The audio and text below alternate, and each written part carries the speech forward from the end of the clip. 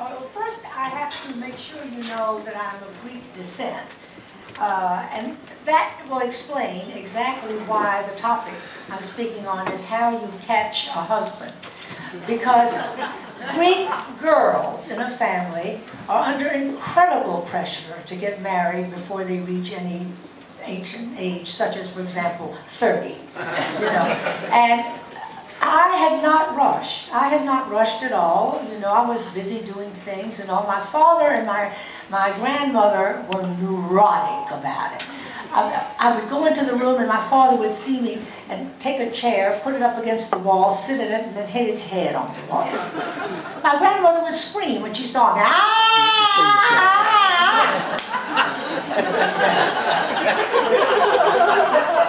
So I knew I had to get married just to shut them up. But I had waited too long. There were no men left. Because in those days they didn't recycle men the way they do now.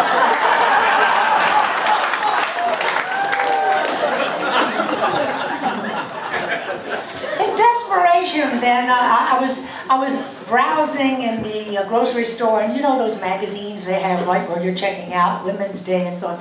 The ones that say, lose 20 pounds by Christmas. Here are 12 fudge cake recipes.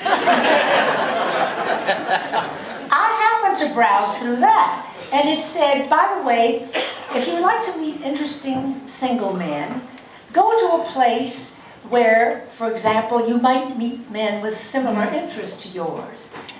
You may take a course of an evening. I thought, well, that's a good idea. I never thought of taking a course. I'd already graduated from college. What would I want to take? Head on out to Old Dominion University. I looked in the evening college catalog, and I saw right away what I wanted to take, which was Russian 101. Now that's because I love accents, I love foreign things, and I thought, you know, considering that we were in the middle of the Cold War, I thought probably every garage mechanic in Virginia Beach is a Soviet spy. So we want to be on their side, you know what I mean? I went out to ODU, I signed up for Russian 101. I got into the classroom and here were 12 men and 4 women, of which I was one. And I thought, a perfect ratio. I looked over the men with great care. All of them were retired military commanders, waiting mysteriously until retirement to learn the language of the enemy.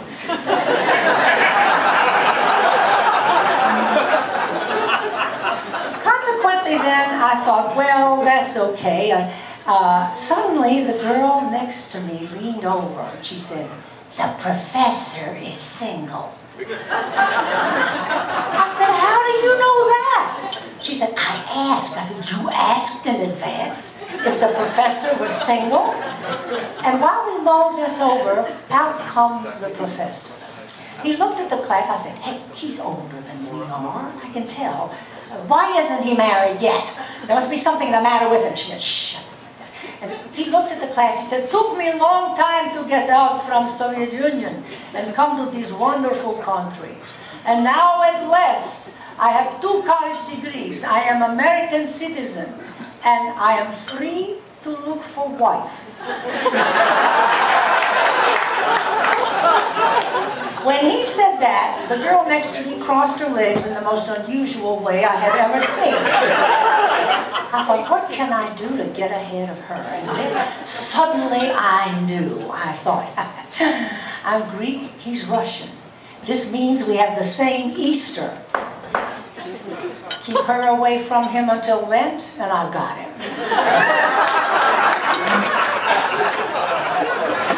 I'll invite him to Greek Easter dinner at my grandmother's house. It will be something friendly and that he'll remember. And he came, they liked him, he played his balalaika, we sang, he cracked the eggs, he drank wine. Do you think he called me after that? No. I thought that something went wrong. Probably we scared him. Because like many Russians, and certainly a man like he was, who had lived alone for many years, he was used to eating in silence, quietly and fast. Whereas we Greeks fill our mouths full of food and talk through it, spitting our lives. So we you know? All right then, I thought, if that didn't work, I will make an A in this course that he will never forget. And I worked like crazy. Final grades came out in May. I had a 97.2 average. I waited for his call. Nothing. I thought, well, forget him then. I'll take something else in September.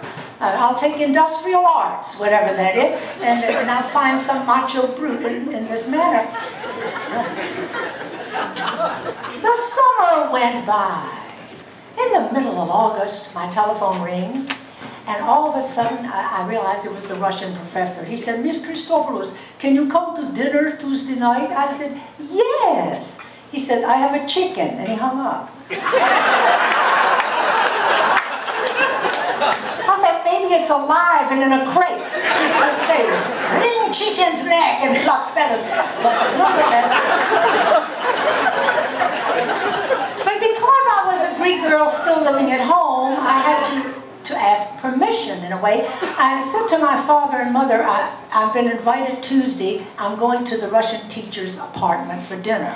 My father said, to his apartment? And I said, yes. So he turned to my mother. He said, how old is she now?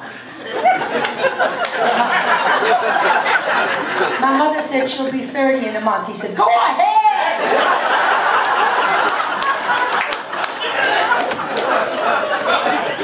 When I got to his apartment, he met me.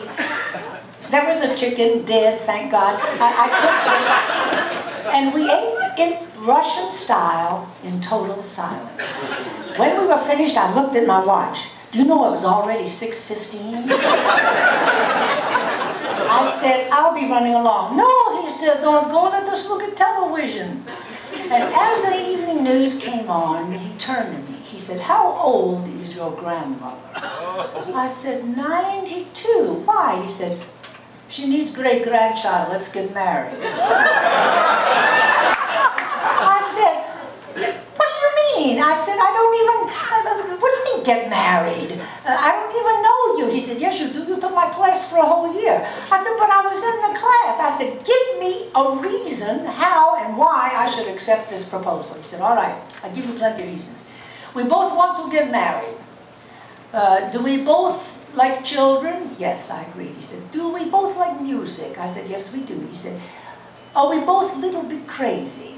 I said, yes. He said, yes or no? I said, but you didn't tell me you love me. He said, I don't love you, I barely know you. And that is how I ended up catching a husband.